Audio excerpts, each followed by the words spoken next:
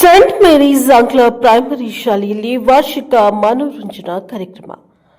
ಮುಖ್ಯ ಅತಿಥಿಯಾಗಿ ಎಂಎಸ್ ಪ್ರೌಪ್ತಿ ಮೆತ್ತಲ್ ವಿಜ್ಞಾನಿ ಇಂಜಿನಿಯರ್ ಇಸ್ರೋ ಬೆಂಗಳೂರು. ಅರಸೀಕೆರೆ ನಗರದಲ್ಲಿ ಸುಮಾರು ವರ್ಷದಿಂದ ಹೆಸರು ಪಡೆದಿರುವ ಸೇಂಟ್ ಮೇರೀಸ್ ಆಂಗ್ಲ ಶಾಲೆಯು ಈ ವರ್ಷದ ವಾರ್ಷಿಕ ಮನೋರಂಜನಾ ಕಾರ್ಯಕ್ರಮ ಹಮ್ಮಿಕೊಂಡಿದ್ದು, ಮುಖ್ಯ ಅತಿಥಿಗಳಿಗೆ ಗೌರವ ನೀಡಿ ಕ್ರೀಡೆ ಹಾಗೂ ಕಲಾಕೃತಿಯಲ್ಲಿ ವಿಜೇತರಾಗಿರುವ ವಿದ್ಯಾರ್ಥಿಗಳಿಗೆ ಬಹುಮಾನ ವಿತರಿಸಲಾಯಿತು.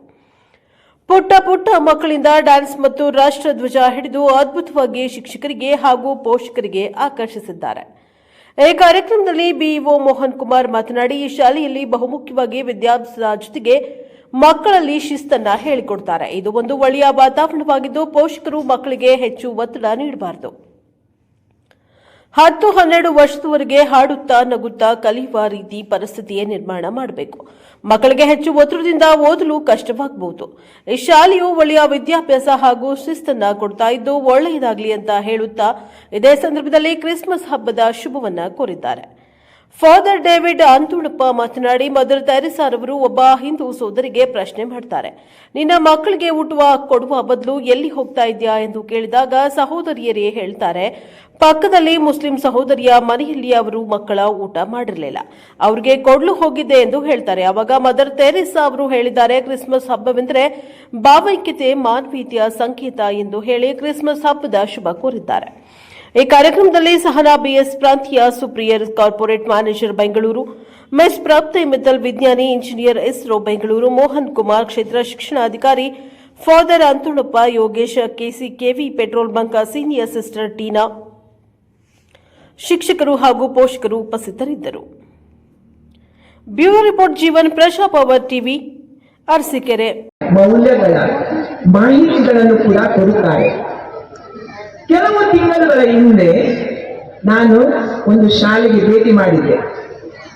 ಮಕ್ಕಳಿಗೆ ಅನೇಕ ಪ್ರಶ್ನೆಗಳನ್ನು ಕೇಳಿ ಕೊನೆಯದಾಗಿ ನಾನು ಅನುಕಂಪವುಳ್ಳ ಪ್ರೀತಿ ಅಥವಾ ಸಹಾನುಭೂತಿ ನೀವು ಯಾವ ರೀತಿಯಲ್ಲಿ ವ್ಯಕ್ತಪಡಿಸುತ್ತೀರಿ ಎಂದು ಕೇಳಿದೆ.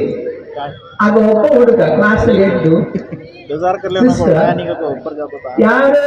ಯಾವುದಾದ್ರೂ ಒಂದು ವಿದ್ಯಾರ್ಥಿ ನಮ್ಮ ತರಗತಿಯಲ್ಲಿ ಹುಷಾರಿಲ್ಲದಾಗ ಒಂದು ವಾರ ಶಾಲೆಗೆ ಬರದೇ ಇದ್ದರೆ ಅವನು ವಾಪಸ್ ಬರುವಾಗ ಅವನಿಗೆ ನಾನು ನೋಟ್ಸ್ ಬರೆದು ಕೊಡುತ್ತೇನೆ, ಹಾಗೆ ನಾನು ಅನುಕಂಪವುಳ್ಳ ಪ್ರೀತಿಯನ್ನು ವ್ಯಕ್ತಪಡಿಸ್ತೇನೆ ಅಂತ ಹೇಳಿದ. ಇನ್ನೊಬ್ಬ ಹುಡುಗ ಎದ್ದು ಹೇಳಿದ, ಸಿಸ್ಟರ್ ಅವನು ಸುಳ್ಳು ಹೇಳ್ತಾನಂತ. ಅವನು ಕೊಟ್ಟ ಉದಾಹರಣೆ ಸಹ, ಯಾಕೆ ನೀವು ಹೇಳ್ತೀಯ ಸುಳ್ಳು ಹೇಳ್ತೀಯ ಅಂತ. ಸಿಸ್ಟರ್, ನಾನು ಒಂದು ದಿವಸ ಆಟ ಆಡುವಾಗ ಬಿದ್ದು ನನ್ನ ಕೈ ಮುರಿದು ಈಗ 1 ತಿಂಗಳಿಂದ ನಾನು ಪ್ಲಾಸ್ಟರ್ ಹಾಕಿಕೊಂಡು ಶಾಲೆಗೆ ಬರ್ತೇನೆ. ಆದರೆ ನನ್ನ ಕ್ಲಾಸಲ್ಲಿ ಯಾವ ವಿದ್ಯಾರ್ಥಿ ಕೂಡ ನನಗೆ ನೋಟ್ಸ್ ಬರೆಯಲಿಕ್ಕೆ ಸಹಾಯ ಮಾಡಲಿಲ್ಲ. ನಾನು ಪ್ರತಿ ದಿವಸ ಅವರ ನೋಟ್ಸ್ ಅನ್ನು ಮನೆಗೆ ಕೊಂಡೋಗ್ತೇನೆ, ನನ್ನ ತಾಯಿ ನನಗೆ ನೋಟ್ಸ್ ಬರೆದು ಕೊಡ್ತಾರೆ ಅಂತ ಹೇಳಿದ್ರು. ಆಗ ಇನ್ನೊಬ್ಬ ಹುಡುಗಿ ಎದ್ದು ಹೇಳಿದ್ರು, ಸಿಸ್ಟರ್, ನನ್ನ ಮನೆಯಲ್ಲಿ ಒಬ್ಬರು ಅಜ್ಜಿ ಇದ್ದಾರೆ, ಅವರಿಗೆ ಕಣ್ಣು ಕಾಣಲ್ಲ, ಆದರೆ ಬೆಳಿಗ್ಗೆ ನಾನು ಅವರಿಗೆ ಬಿಸಿ ನೀರು, ಬ್ರೇಕ್ಫಾಸ್ಟ್ ತಂದು ಕೊಡುವುದು, ಕಾಫಿ ಕೊಡುವುದು. ನನ್ನ ತಾಯಿ ಹೇಳ್ತಾರೆ, ನಿನಗೆ ಸಣ್ಣ ಪುಟ್ಟ ಕೆಲಸ ಮಾಡ್ಲಿಕ್ಕೆ ಆಗ್ತಲ್ಲ, ಅದು ಮಾಡು. ಹಾಗೆ ನಾನು ಅಜ್ಜಿಗೆ ನನ್ನ ಪ್ರೀತಿಯನ್ನು ತೋರಿಸ್ತೇನೆ, ಅಜ್ಜಿ ಕೂಡ ಖುಷಿ, ನಾನು ಕೂಡ ಖುಷಿ ಅಂತ. ಪ್ರಿಯ ಪೋಷಕರೇ, ನಾವು ಮಕ್ಕಳಿಗೆ ಏನು ಮನೆಯಲ್ಲಿ ಕಲಿಸ್ತೇವೋ ಅದನ್ನೇ ಅವರು ಶಾಲೆಯಲ್ಲಿ ಕೂಡ ಮಾಡ್ತಾರೆ. ಒಂದು ವೇಳೆ ನೀವು ಮಕ್ಕಳಿಗೆ ಗೌರವ ಕೊಡಲಿಕ್ಕೆ ಕಲಿಸಿದ್ರೆ ಅವರು ನಿಮಗೂ ಕೂಡ ಗೌರವ ಕೊಡ್ತಾರೆ, ಶಿಕ್ಷಕರಿಗೂ ಎಲ್ಲರಿಗೂ ಗೌರವ ಕೊಡ್ತಾರೆ, ಅವರು ನಿಮಗೂ ಕೂಡ ಪ್ರೀತಿ ತೋರಿಸ್ತಾರೆ, ಶಾಲೆಯಲ್ಲಿ ಮಕ್ಕಳಿಗೂ ಅಥವಾ ಇತರರಿಗೂ ಪ್ರೀತಿ ತೋರಿಸ್ತಾರೆ. ಅವರು ನೀವು ಯಾವಾಗಲೂ ಕೆಟ್ಟ ಶಬ್ದಗಳನ್ನು ಉಪಯೋಗಿಸ್ತಾರೋ ಅದೇ ಕೆಟ್ಟ ಶಬ್ದಗಳನ್ನು ಅವರು ಶಾಲೆಗೆ ಬಂದಾಗ ಕೂಡ ಉಪಯೋಗಿಸ್ತಾರೆ. ಮನೆಯೇ ಮೊದಲ ಪಾಠಶಾಲೆ, ತಾಯಿಯೇ ಮೊದಲ ಗುರು ಅಂತ. ತಾಯಿಯ ಮಡಿಲಲ್ಲಿ ಮಗುವನ್ನು ಕೂರಿಸಿ ನಾವೇನು ಕಲಿಸ್ತೇವೆ ಅವರಿಗೆ? ಅಪ್ಪ ಅಮ್ಮ, ಮಮ್ಮಿ ಡ್ಯಾಡಿ, ಅಜ್ಜ ಅಜ್ಜಿ, ಅಣ್ಣ ಅಕ್ಕ ಅಂತ. ಅಷ್ಟೇ ಅಲ್ಲ, ಇದು ತಲೆ, ಇದು ಹಲ್ಲುಗಳು, ಇದು ಮುಖ ಅಂತ ಎಲ್ಲ ಬಾಡಿ ಪಾರ್ಟ್ಸ್ ಕೂಡ ನಾವು ತೋರಿಸ್ತೇವೆ. ಶಾಲೆಯಲ್ಲಿ ಮಗು ಏನು ಕಲಿತಾನೆ? ABCD I.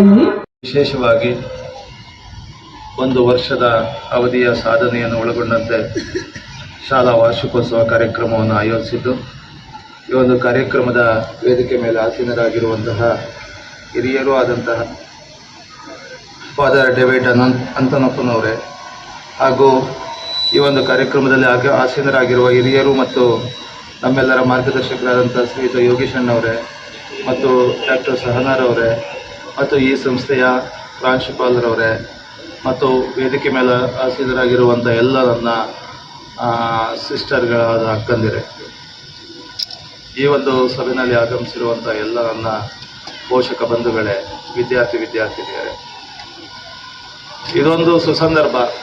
ಆನಿಯಲ್ ಇಯರಲ್ಲಿ ಏನನ್ನು ಅಚೀವ್ ಮಾಡಿರ್ತೀವಿ ಅನ್ನೋದನ್ನು ನಿಮ್ಮ ಮುಂದೆ ಪ್ರೆಸೆಂಟೇಷನಲ್ಲಿ ಮಾಡುವಂಥದ್ದು ಒಂದು ಅವಕಾಶ. ಮತ್ತು ಯಾರಿಗೆ ಯಾವ ಶಿಕ್ಷಣವನ್ನು ಪಡ್ಕೋಬೇಕು ಅನ್ನೋದನ್ನು ಒಂದು ಎರಡು ನುಡಿಗಳನ್ನು ಫಾದರ್ ಆಗ್ಬೋದು, ಯೋಗೀಶ್ ಅಣ್ಣರಾಗ್ಬೋದು ಅಥವಾ ನಾವು ಆಗ್ಬೋದು, ಎರಡು ಮಾತನ್ನು ನಿಮ್ಮ ಜೊತೆ ಹಂಚ್ಕೊಳ್ಳಿಕ್ಕೆ ಒಂದು ವೇದಿಕೆ. ಬಹುಮುಖ್ಯವಾಗಿ ಇವತ್ತು ಶಿಕ್ಷಣ ಪೋಷಕರು ಆಯ್ದುಕೊಳ್ಳುವಂಥ ಅವಕಾಶಗಳು ಸಾಕಷ್ಟಿದ್ದಾವೆ. ಇವತ್ತು ಸ್ಟೇಟ್ ಸಿಲೆಬಸ್ಸಲ್ಲಿ ನೀವು ಓದಿಸ್ಲಿಕ್ಕೆ ಅವಕಾಶ ಇದೆ, CBSEಲಿ ಓದಲಿಕ್ಕೆ ಅವಕಾಶ ಇದೆ, ICICನಲ್ಲಿ ಓದಿಸ್ಲಿಕ್ಕೆ ಅವಕಾಶ ಇದೆ, ಬೆಂಗಳೂರು ಅಂತ ಸಿಟಿಗಳಲ್ಲಿ IB ಇಂಟರ್ನ್ಯಾಷನಲ್ ಬುಕ್ಸ್ಗಳನ್ನ ನೀವು ಓದಲಿಕ್ಕೆ ಅವಕಾಶ ಇದೆ. ಇವತ್ತು ಯಾವ ಶಿಕ್ಷಣವನ್ನು ಪಡ್ಕೊತಿದ್ದಾವೆ ಅನ್ನೋದಕ್ಕೆ ಇಂಡಿಯನ್ ಡೆಮಾಕ್ರಸಿನಲ್ಲಿ ಮುಕ್ತವಾದಂಥ ಅವಕಾಶ ಎಲ್ಲರಿಗೂ ಇದೆ. ನಾವು ಗೌರ್ಮೆಂಟ್ ಸ್ಕೂಲ್ಗೆ ಸೇರಿಸ್ಬೇಕು, ನೀವು ಏಡೆಡ್ಗೆ ಸೇರಿಸ್ಬೇಕು ಅಥವಾ ಪ್ರೈವೇಟ್ಗೆ ಸೇರಿಸ್ಬೇಕು ಅಂತಿಲ್ಲ. ಪೋಷಕರಿಗೆ ಭಾರತ ಸಂವಿಧಾನದಲ್ಲಿ ಮುಕ್ತವಾದಂಥ ಅವಕಾಶ ಇದೆ. ತನ್ನ ಮಗುವಿಗೆ ಯಾವ ಶಿಕ್ಷಣವನ್ನು ಕೊಡಬೇಕು ಅನ್ನೋದನ್ನ ಆಯ್ಕೆ ಮಾಡಿಕೊಳ್ಳಲಿಕ್ಕೆ ಅವಕಾಶ ಪೋಷಕರಿಗೆ ಸದಾ ಇದ್ದೇ ಇದೆ. ಆದರೆ ನಾವಿವತ್ತು ಯಾವ ಮಟ್ಟದ ಶಿಕ್ಷಣವನ್ನು ಕೊಡ್ತೀವಿ ಅನ್ನೋದು ವೆರಿ ವೆರಿ ಇಂಪಾರ್ಟೆಂಟ್. ಕೇವಲ book worm education is not important. ನನ್ನ ಮಗು ಓದ್ತಾ ಇದೆ, ಡಿಸ್ಟಿಂಕ್ಷನ್ ಬರ್ತಾ ಇದೆ ಅನ್ನೋದು ನಮಗೆ ಒಂದು ಉತ್ತಮವಾದಂತಹ ಬೆಳವಣಿಗೆ ಏನಲ್ಲ. ನನ್ನ ಮಗು ಕಲಿಕೆ ಯಾವ ರೀತಿ ಇದೆ, ಒಂದು ಮಗುವಿನ ಕಲಿಕೆ ಸರ್ವಾಂಗೀಣ ಬೆಳವಣಿಗೆ ಆಗಿರಬೇಕು. ಆ ಮಗು ಹಾವಭಾವದಲ್ಲಿ ಬದಲಾವಣೆಗಳಾಗಬೇಕು, ಬಾಡಿ ಲ್ಯಾಂಗ್ವೇಜ್ ಚೇಂಜ್ ಆಗಬೇಕು, ಲರ್ನಿಂಗ್ ಪ್ರೋಸೆಸ್ ಇಂಪ್ರೂವ್ ಆಗಬೇಕು, ಜೊತೆಗೆ ಗುಡ್ ಅಡ್ಮಿನಿಸ್ಟ್ರೇಟಿವ್ ಆಗಬೇಕು, ಲೀಡರ್ಶಿಪ್ ಡೆವಲಪ್ಮೆಂಟನ್ನು ಆಗಬೇಕು. ಮತ್ತು ಅಂಥವುಗಳಿಗೆ ಶಾಲೆ ಆಯ್ಕೆ ಮಾಡ್ಕೊಳ್ಳಿಕ್ಕೆ ನಿಮಗೆ ಮುಕ್ತವಾದ ಅವಕಾಶ ಇದೆ. ಅದರಲ್ಲೂ ನಾನು ಕಂಡುಕೊಂಡಿದ್ದಂಗೆ, ನಾನು ಸಾಕಷ್ಟು ನನ್ನ ಸರ್ವಿಸಲ್ಲಿ 25-30 ವರ್ಷದಲ್ಲಿ ನಾನು ಸಾಕಷ್ಟು ಕ್ರಿಶ್ಚಿಯನರಿ ಮಿಷನರಿ ಶಾಲೆಗಳ ಜೊತೆ ಒಡನಾಟ ಜಾಸ್ತಿ.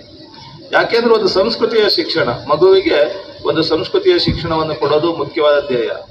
ಇಲ್ಲಿನ ಧರ್ಮಗಳನ್ನು ಬಿಡಿ, ನಾವು ಅನೇಕ ಹೋಗುಗಳ ನಡುವೆ ಅದು ಹೊರಗೆ ನಡೆಯುತ್ತೆ, ಅದಲ್ಲ. ನನ್ನ ಮಗು ಏನು ವಿನಯವನ್ನು ಕಲಿಯುತ್ತೆ, ಅದು ವಿದ್ಯೆ ಕಲಿಬೇಕಾದ್ರೆ ವಿನಯದ ಮೂಲಕ ವಿದ್ಯೆಯನ್ನು ಕಲಿಬೇಕಾಗಿದೆ. ಅದನ್ನು ನಾನಿಲ್ಲಿ ಸ್ವಲ್ಪ ಇಂತಹ ಸಂಸ್ಥೆಗಳಲ್ಲಿ ನೋಡ್ತೀನಿ. ನನಗದೊಂದು ಖುಷಿಯಾದ ವಾತಾವರಣ ಅಂತ ಅನಿಸುತ್ತೆ.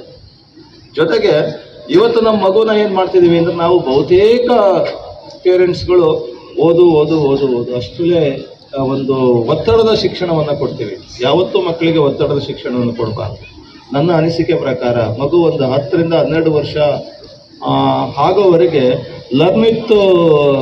ಪ್ಲೇ ವಿತ್ ಲರ್ನನ್ನು ಹೇಳ್ಕೊಡ್ಬೇಕು. ಮಗು ಆಡ್ತಾ ಕಲಿಬೇಕು. ಮಗು ಜೊತೆ ನಾವು ಯಾವುದನ್ನೇ ಕಲಿಸಿದ್ರು